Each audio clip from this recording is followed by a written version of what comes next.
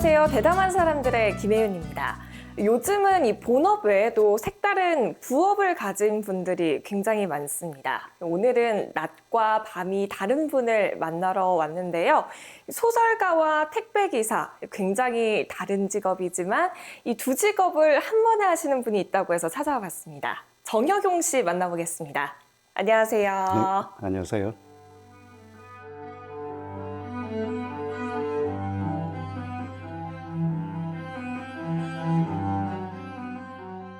오늘 택배 일은 그럼 쉬시고 오신 건가요? 예, 다른 사람한테 맡기고. 아, 그래요. 네. 근데 택배를 그러면 주로 몇 시부터 몇 시까지 하시나요? 보통 9시, 저 같은 경우는 9시 정도 출근해서, 한 주 평균으로 보면 한 저녁 7, 8시 정도, 그렇게 하겠네요. 네, 택배를 이렇게 일을 하시다 보면은 오늘같이 이렇게 뺄 수 있는 상황이 쉽지는 않으실 것 같은데 어떻게 빼셨어요? 아, 그렇죠. 이건 뭘 데이터를 쓸 수 있는 일이 아니라서, 네. 그 돈 주고 사람을 써야 됩니다. 아, 그래요? 네. 그러면 이것도 직접 구하시는 거세요? 그렇죠. 용차라고 하는데, 네. 그렇게 이제 그 프로 선수처럼 이제 하루씩 이렇게 쳐주시는 분들이 있어요.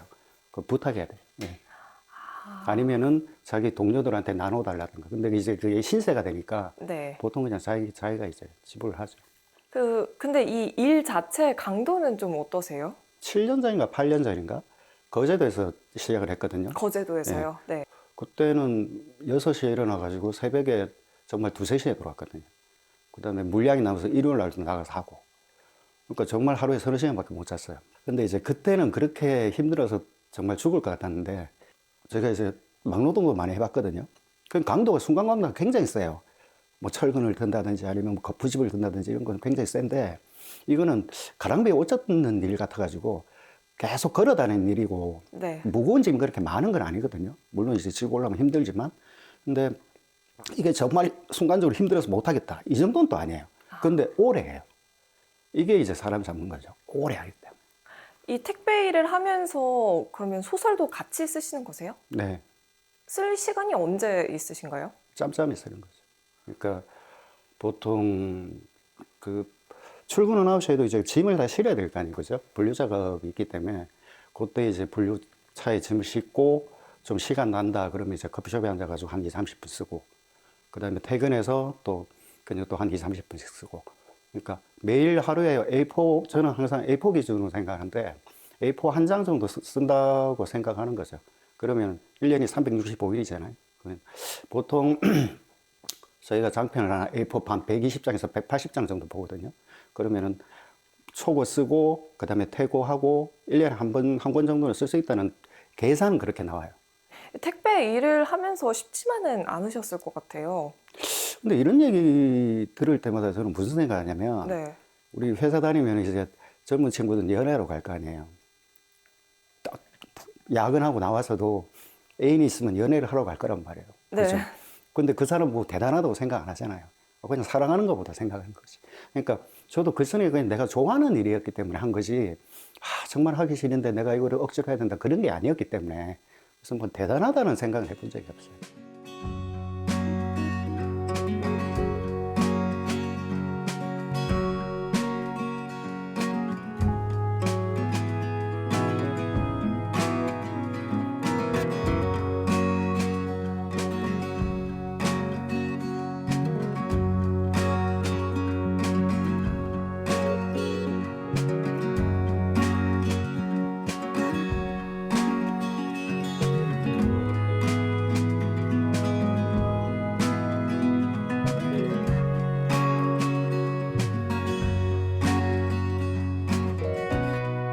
그러면 택배 일을 시작하게 된 계기가 어떻게 되는 걸까요? 사업이 망해서.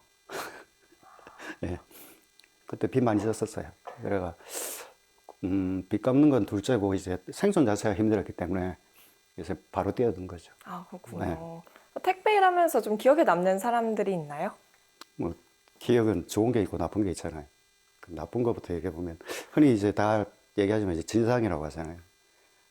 진상은 너무 많았는데 뭐 술 먹고 전화해가지고 자기 이미 술 먹고 있으니까 안주로 전복을 시켰는데 안 온다고 아침부터 전화해가지고 네. 계속 전화하는 거예요. 전부 갖고 오라고.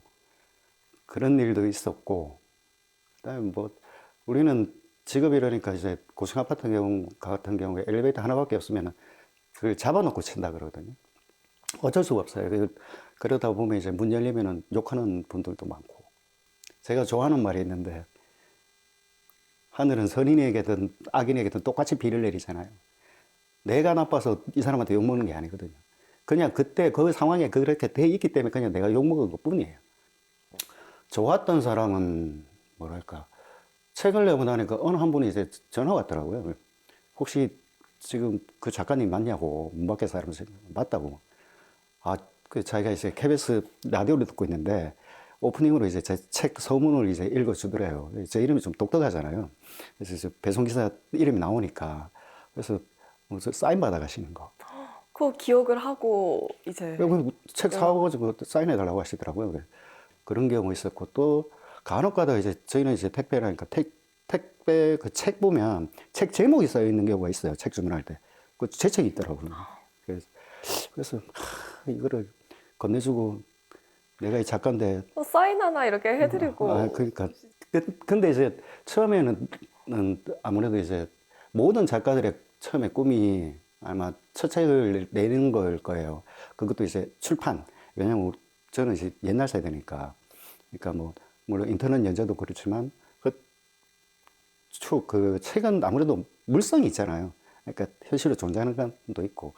근데 이제 첫 번째 책 내고 이제 한 세 번째 책 내니까 이 인간의 허영기는 어쩔 수가 없거든요. 근데 많이 사라져요. 사라져요. 그냥 뭐 제가 사인 안 해드린 이유도 아니 뭐 작가나 뭐 택배 기사나 직업적으로는 차이가 없거든요. 지금 하고 계신 택배 일을 추천해주고 싶으신가요? 제 얼마 전에 동네 고깃집 사장님이 택배하고 네. 싶다고 네. 정말 손님들 때문에 너무 힘들다고 감정노동이 심해가지고 네. 그래서 실제로 고래 보시는 분들이 제 주위에도 꽤 있어요. 그러면 저는 하라고 하는데 네. 그 노동은 이게 천천히 가면 되거든요. 예를 들어서 뭐 하루에 50개, 100개 이런 식으로 해가지고 늘어가면 돼요. 그러면은 보통 저희 회사 같은 경우에는 하루에 한 300개에서 350개 정도 하거든요. 근데 거기까지 가는데 한 달 정도면 보통 다 해요. 한 달 빠르신 분들은 한 일주일만 해도 하고. 그 다음에 이제 이게 기본적으로 걸어 다니는 일이기 때문에 그렇게 육체적인 힘이 많이 필요하진 않아요. 나이 드신 분들도 많거든요. 네. 그러니까 만약에 내가 좀 여러 가지 스트레스 받고 좀 더 자유롭게 일하고 싶다 그러면 택배도 괜찮아요.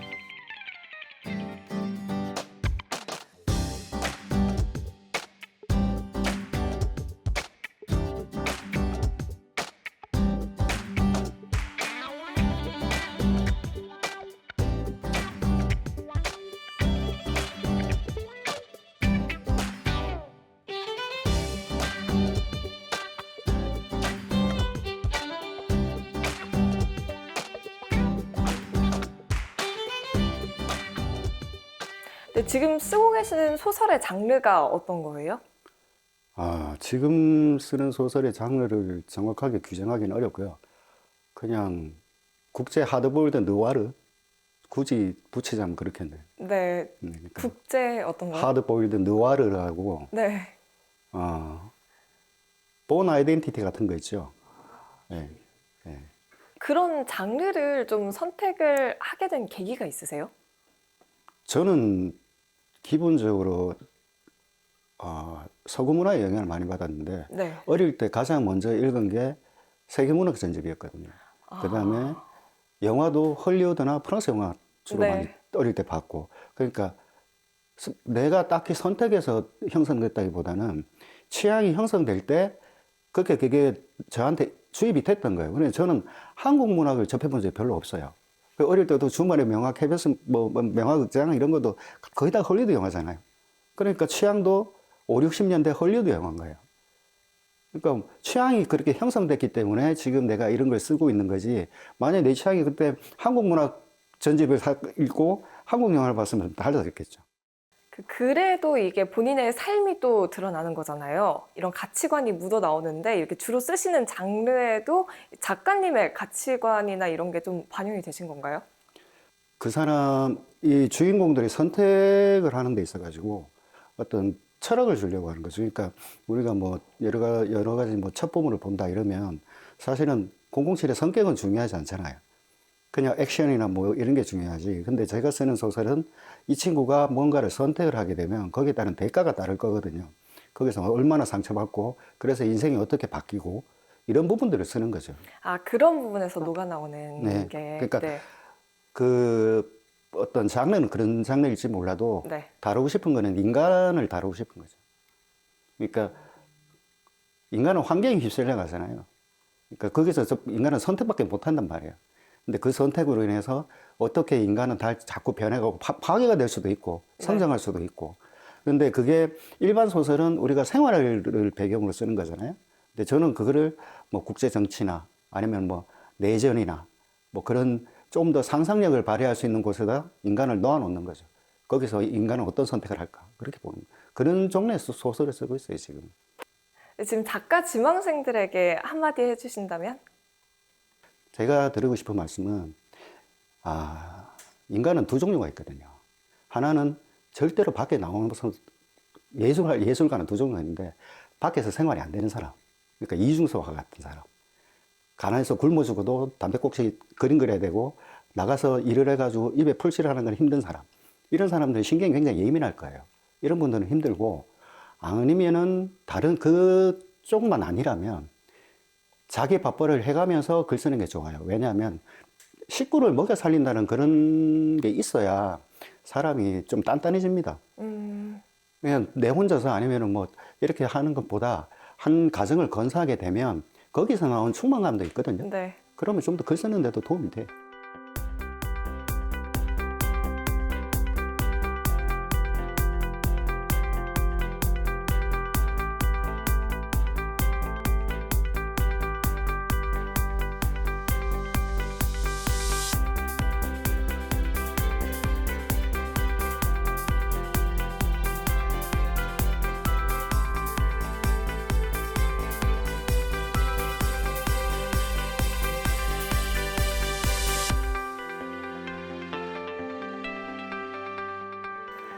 앞으로 그러면 어떤 소설가가 되고 싶으세요?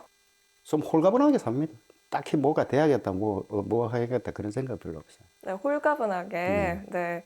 홀가분하게 사는 게 근데 생각보다 어려운 것 같아요.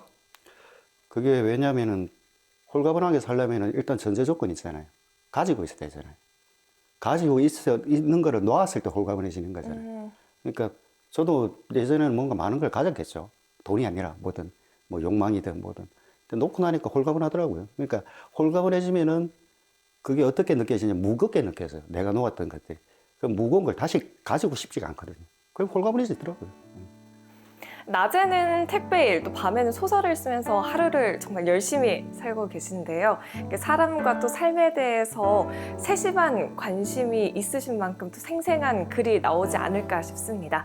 앞으로도 좋은 작품 기대하겠습니다. 오늘 함께 해주셔서 감사합니다. 네.